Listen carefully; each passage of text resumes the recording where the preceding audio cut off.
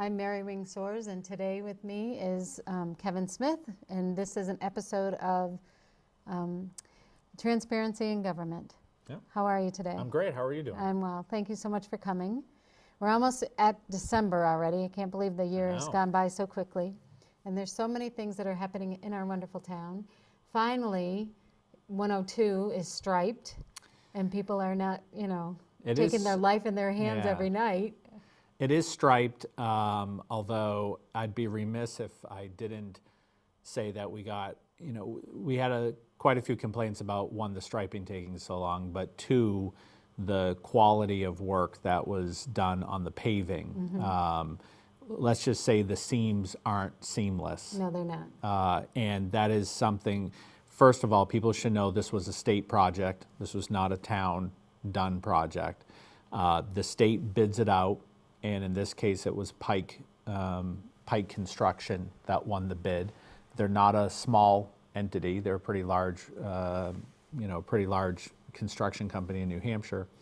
And so DOT is aware of the quality of work that was done. I don't know if anything's going to be done to remedy it in the spring and summer. And I say that because part of the issue here was it was too cold when they got to that section of the paving.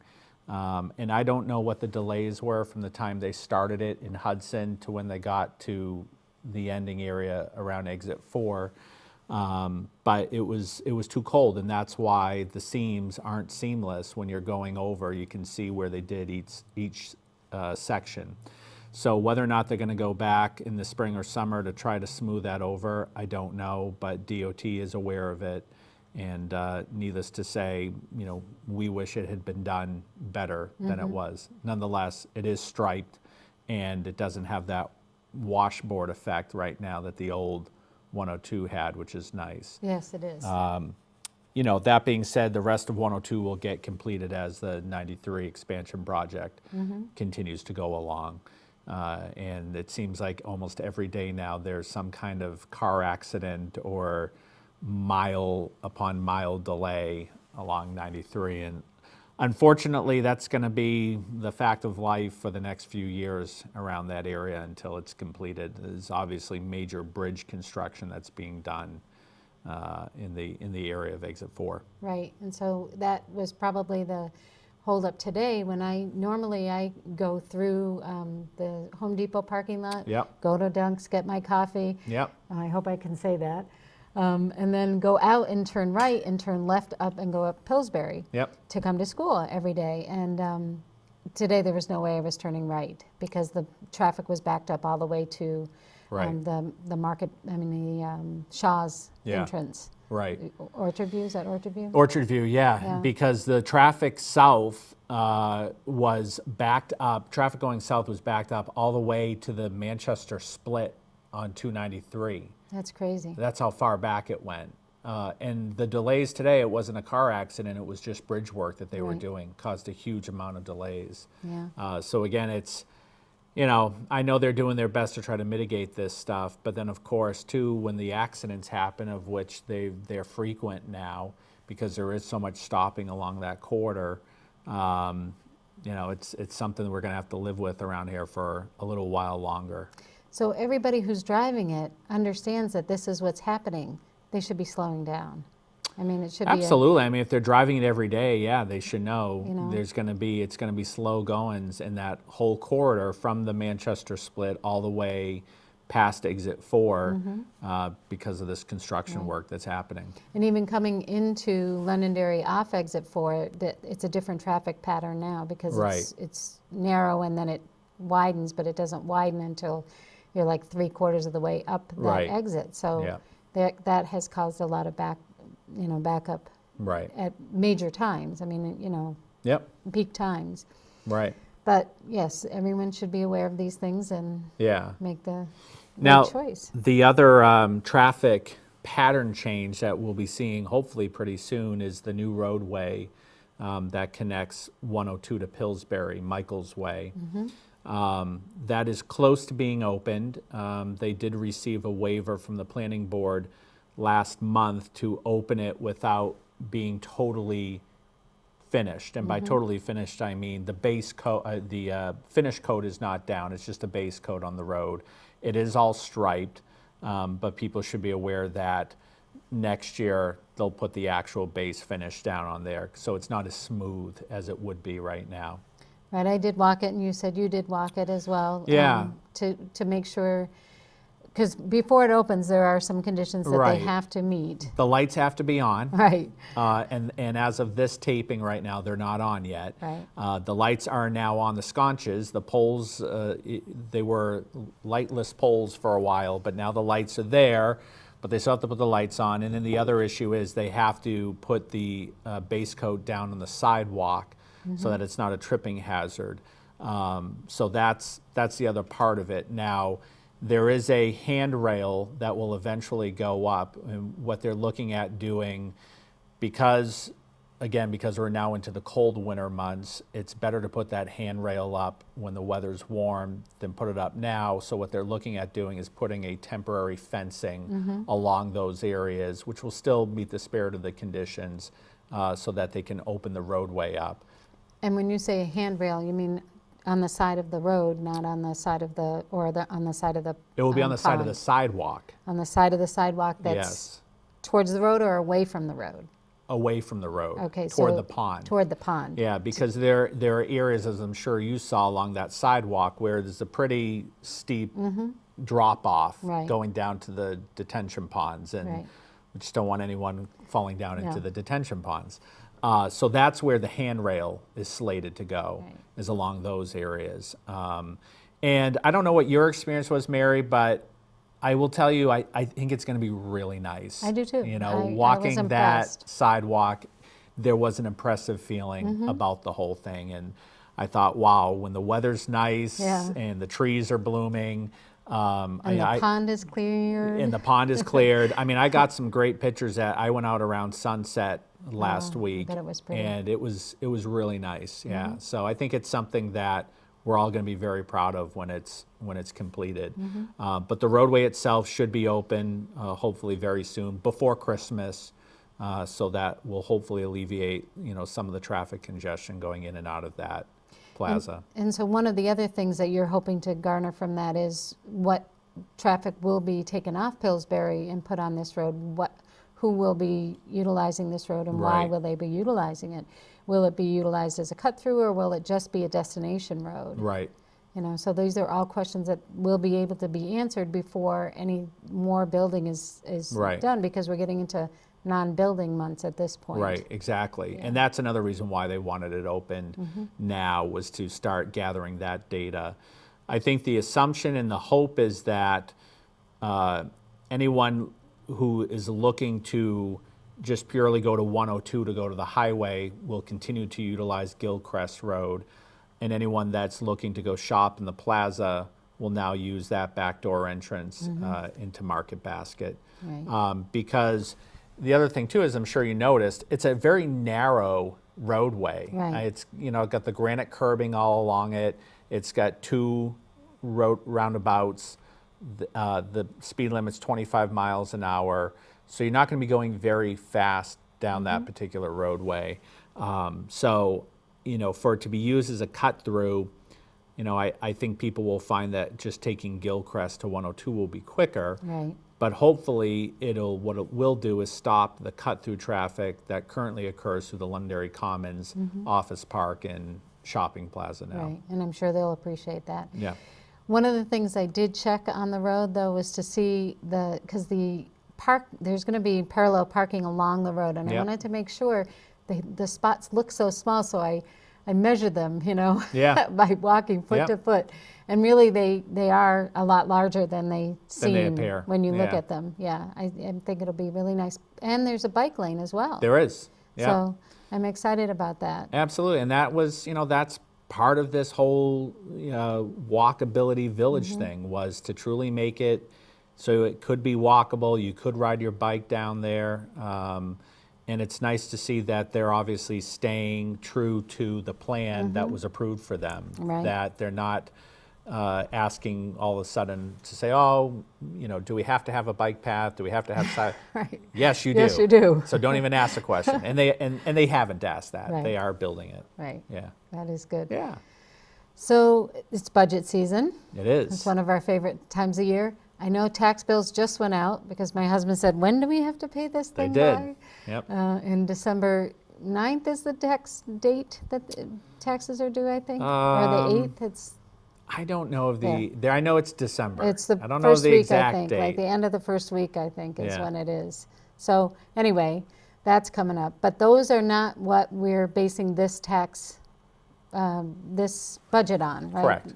And they will not affect it, but Correct. So when people just got their tax bills, that's based on the previous budget that was approved last March on the school and town side. And so the current tax bill that people got is reflective of that last budget. The total town tax rate went up 11 cents. So people saw a small increase on their tax bills. so what is difficult to understand is that the valuation of our town has increased tremendously. Yep. So why would our tax bill go up? Yep. Well, I mean, it's a combination of all of the things, and that's a great segue into something I wanted to talk about. It's all of the things that are voted on in March, because it's not just the operating budget that's voted on. It's the operating budgets plus other warrant articles, roadway maintenance, expendable maintenance, fire equipment, GIS. These are all things that are voted, and then there's other warrant articles that are included on there as well. And in fact, when we did our projected rate last March, based on everything that was on the warrant, which also included, if you remember at that time, there was a bond on there as well for the fire communications upgrade, which ended up failing. But what we said is if everything passed on the entire warrant, the town tax rate anyway would be $5.44. Well, the town tax rate ended up being $4.91, significantly lower than the $5.44 that was projected. And there's primarily two reasons for that. One is because not everything on the warrant passed that was being proposed. So that's one reason. And then the other reason is because the valuation did go up so much higher than what we had predicted at that time. So we use a conservative estimate of about 1% every year that the valuation is going to go up, and that's what we base the projected tax rate on. So that projected rate was $5.44, but when the actual valuation came in, when the actual revenues came in, and we have the actual warrant that was approved in March, it goes down to $4.91. So the rate could have been higher if not for the valuation increasing as much as the valuation did increase. But I want to give another for instance. So the operating budget only that I came in with this year and presented to the town council, if you look at the tax impact of that operating budget versus last year's, it's actually less this year than it was last year, but the budget itself is higher. Not by much, it's less than 1% higher, but the budget is higher, but the impact is less. And the reason for that is because the valuation is going to be higher this year as well. So apples to apples, because in that case, because the valuation is going up so much, and the budget is almost the same as last year's, the impact goes down. But then when you add in everything else, all the other warrant articles on top of that, that's where you're going to have the higher tax increase. If you look at the last 3 years, Mary, of the town tax rate, it actually went down. So in 2013, when I came on, the town rate at that time was $5.19. As of last year, it was $4.77. and now it's up to 491. Still well below that 519. And the reason for that is because the valuation has grown so much. So I would say, oh, go ahead. No, I was just going to say, but because the valuation has grown, that means my house is worth more. That means that when you multiply that rate, it's going to be at a higher valuation of my home. So my taxes really don't change or don't go down, even though the tax rate has gone down. Is that correct? Well, it depends on how the valuation is being increased.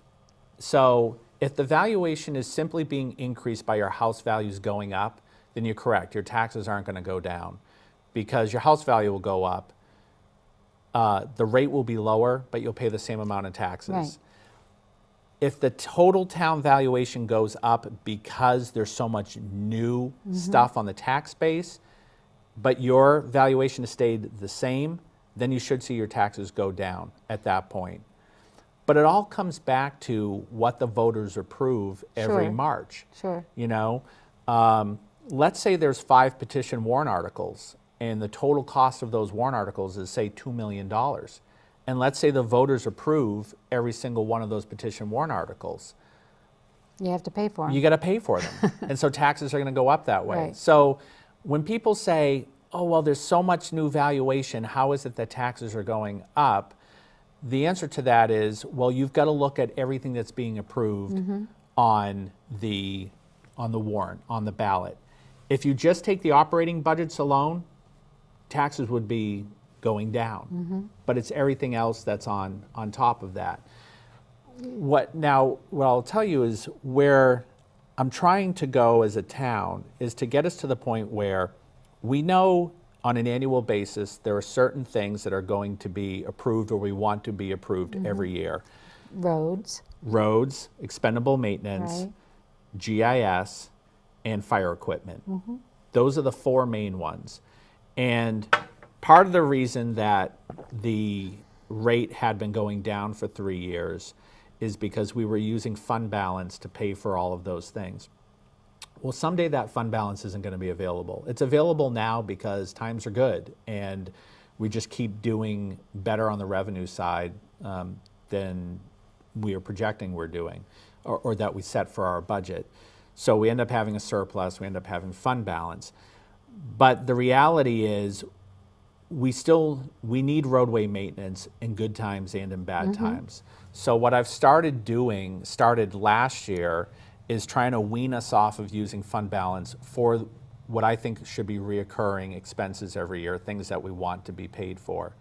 So if you take those 4 things and you add the operational budget to it, which has to be approved every year, either default or whatever's proposed, plus overlay, which is for abatements. We have to set aside money for abatements, plus veterans tax credits, which amount to close to 15 cents now on the tax rate. Really?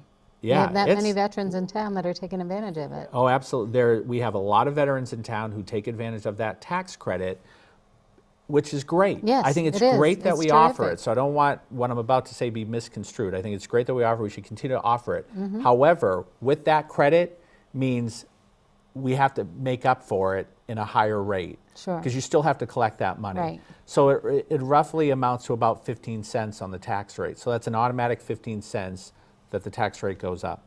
So what I'm trying to get us to is to a point where we say, okay, we know we have these 7 things on the warrant every year that we want to be paid for.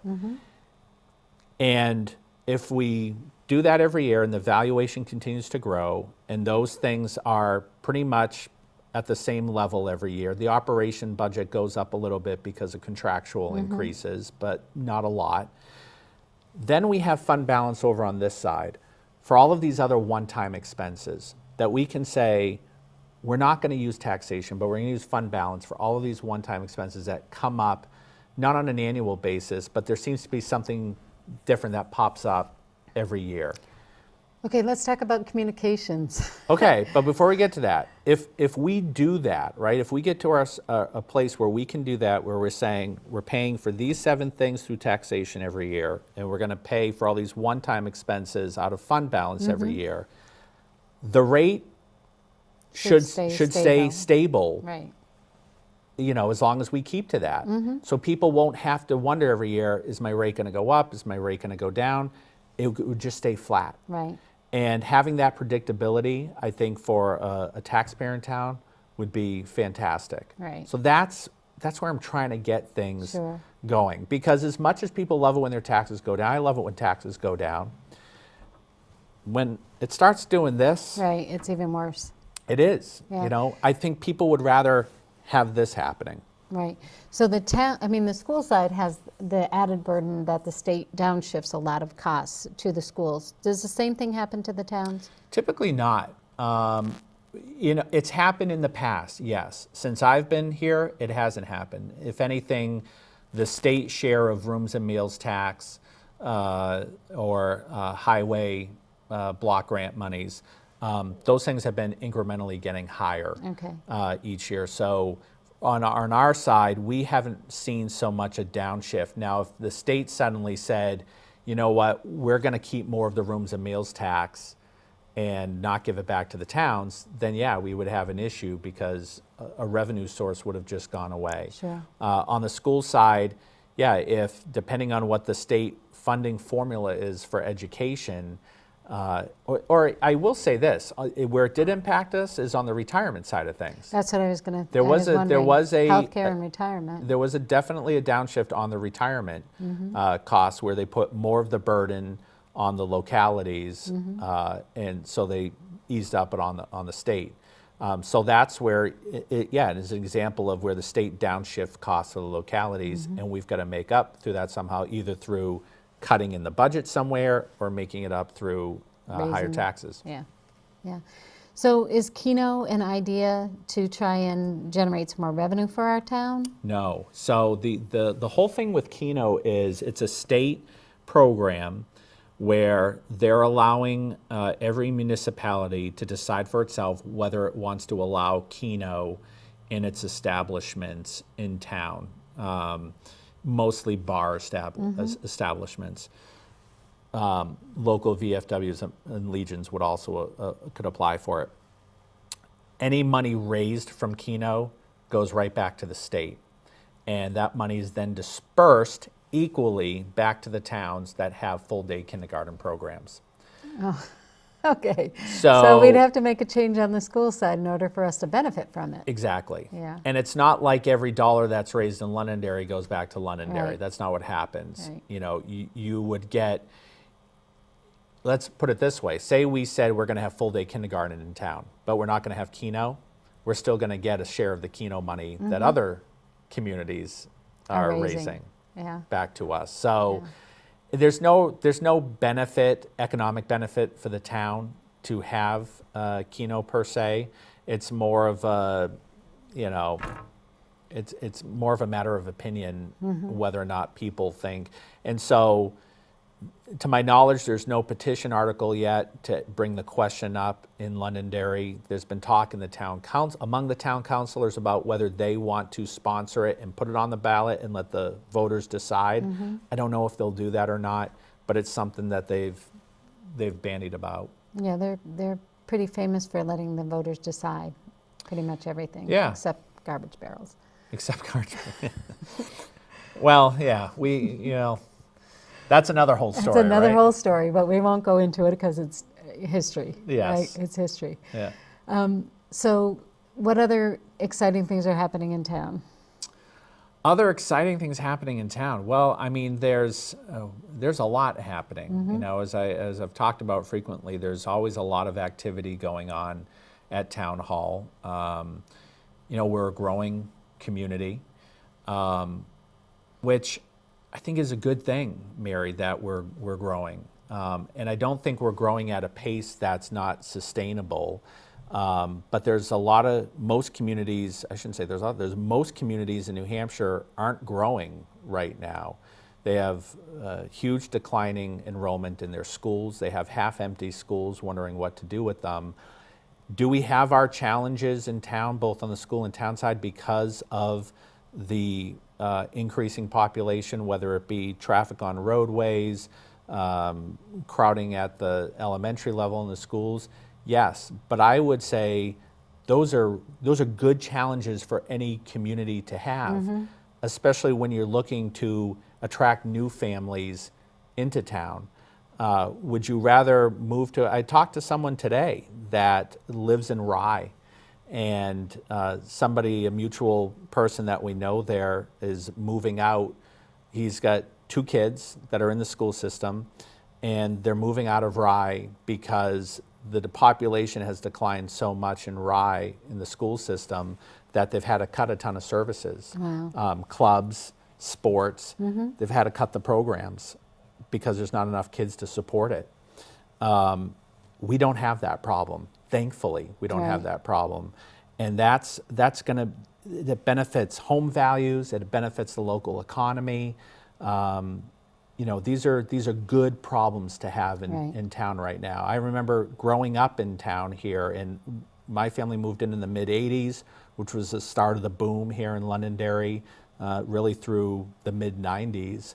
And we definitely went through growing pains, but it was a desirable community. People wanted to live in Londonderry. And I think that's the case now. People do want to live here. They know it's a great quality of life. And of course, there's always that balance between development and keeping a lot of the traditional characteristics that we have here in town, between the farming history. And frankly, that's why Andy Mack Jr. recently approached the town about the idea of purchasing the homestead, because let's face it, if they put it on the market, that'll go. For $333,000, I'd buy it. They're not going to have a problem selling that house. Let's put it that way. It was 300 plus. I mean, the assessed value is like 330. The market value is probably higher than that. But still, they're not going to have an issue selling that. And so their thought was, before we put it out on the market, let's see if the town wants, because it is such a historical home, and it's been such a fabric of the community for so long. And I give Andy and Carol a lot of credit for approaching not just immediately going with the highest bidder that comes in if they put it on the market, but going to the town first and seeing if there's a use that the town would have for it.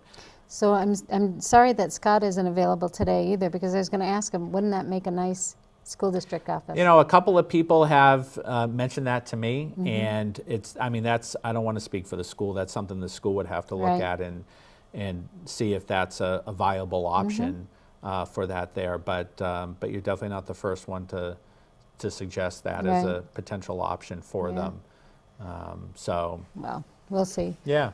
But I'm sorry to see that that there's nobody in the family that wants to hold on to that house, because it's just always been in the family, and it's just a neat location. It is. And you have to wonder if the rules of the hill will change if the house goes, Well, and that's just it. And I think that's part of right. Well, I did ask them, I said, if we end up purchasing it, will they promise to come back every Old Home Day and at least wave from the front lawn, because we'll miss seeing them out there. I mean, it's been in the family for 8 generations. And it's a historical property to Londonderry. And those are the kind of things where, I think whether it is a private owner or if it is the town, we want to see preserved. We don't want to see those things change. They're what make this town have character. Absolutely. No question. Yeah, so I think that was one of the suggestions, though.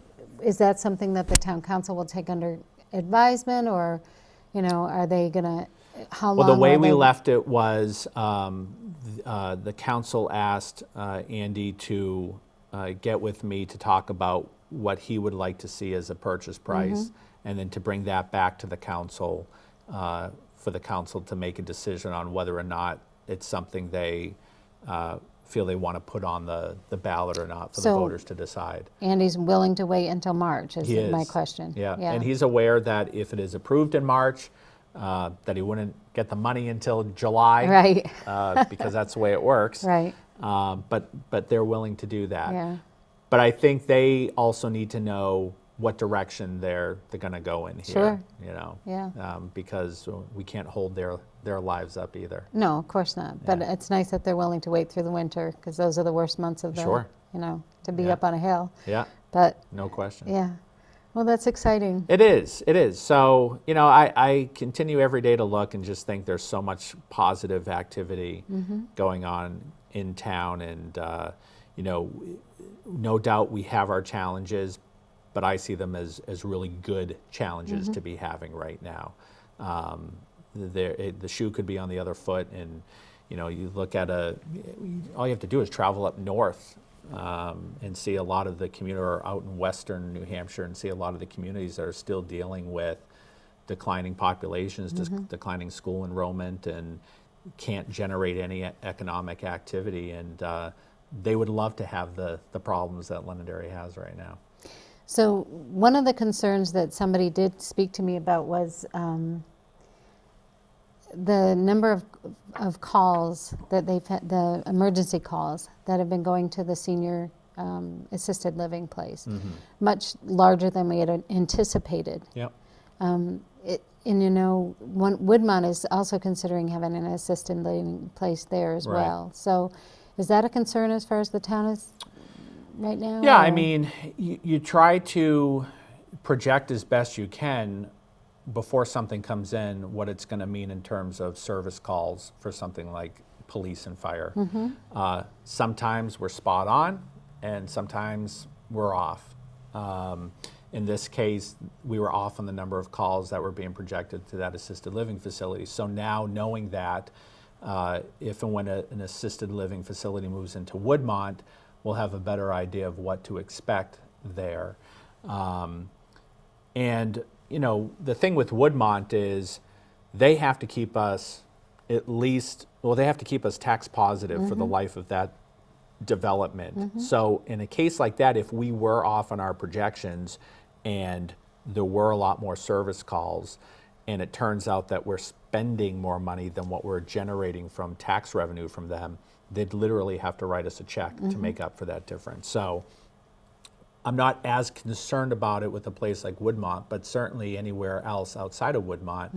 A couple of years ago, there was a proposed nursing community up near Grenier Field Road. You know, if something like that were to go in, would want to definitely make sure that we're spot on with the number of service calls that are going to come up. And this goes back to that whole question again about, okay, so if calls on police and fire continue to go up and up, then that means there's going to be an increase for services and resources. And that goes back to the whole question of, well, if you're expanding your tax base, then you should be able to absorb new personnel without having to increase taxes, because you've expanded that base well enough that it's not going to make the operational component of town government be more expensive on the tax rate.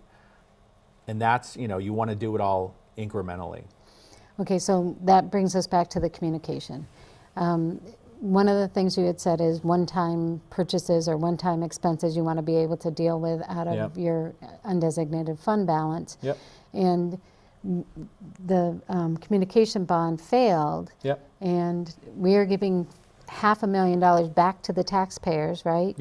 Instead of perhaps using that money to offset the cost of the communication, or even to make that bond a little less, a little more palatable, a little less expensive.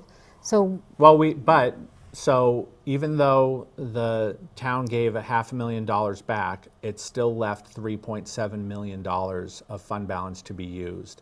And so the way right now that's been carved up for the communications project is the total cost on it is $2.7 million. $2 million of that would be paid out of fund balance. $700,000 would be paid by doing a lease program, so no bond at all. That's awesome. And so the tax impact is, I believe, I think that first lease payment, and it might be a little off on this, is around $119,000. So the tax impact maybe is 3 or 4 cents a year until the lease is paid off. So it wouldn't require a bond, it wouldn't require a 60% vote, and $2 million of it is being paid out of that fund balance. I'm glad to hear that, yeah. So, and those numbers may change a little bit between now and the final warrant, but that's, so we are doing that. Good. Because it is a one-time cost. And so I think it makes sense to use does make sense. fund balance for it. I would have liked to have seen it last year, though, Yeah, well, and I think last year there was some skepticism last year that we hadn't fully done our due diligence on the final cost of the product, and it kind of was, it was the first year it came up, and so in some ways I don't know if there was enough time for people to wrap their arms completely around a $3 million project, which they aren't really going to see either. It's not like it's a building where you can say, okay, we got that for $3. This is radio equipment, it's infrastructure, towers. It's so, if you call us, we'll come, because we'll be able to, and we'll be able to, communicate with each other if we need more help. So, I'm sorry they can't see the brick and mortar, but there's definitely a need. There's a huge value to it. Huge no value. doubt there's a tremendous value to it. But I think now this year, where it's not a bond, where it's the second year, people will see it, and the tax impact is significantly less. I think it probably has a much better chance of passing this year. And so maybe that's something that the voters take into consideration, that if they say no the first time, you'll think of a better way to present it the second time and you never know. Make it more palatable for us. Yeah. Well, Kevin, it's really been great speaking to you today. Same here. Time flies. It does. I'm glad to see you, and this is the end of November, so I don't know if we'll talk in December, but perhaps early January once people are through. We've had a few budget meetings, and see exactly what's going to be on that warrant, and have some good things to talk about, and see how things go on Michael's Way. Absolutely. We'll have, I think, a month from now, just over a month from now, we'll have a lot new information on a lot of these items we discussed today. The picture will be a lot clearer, I think. And whether or not we'll have Keno in town. That's right. Thank you for joining us. This is Mary Wing Soares. My guest has been Kevin Smith.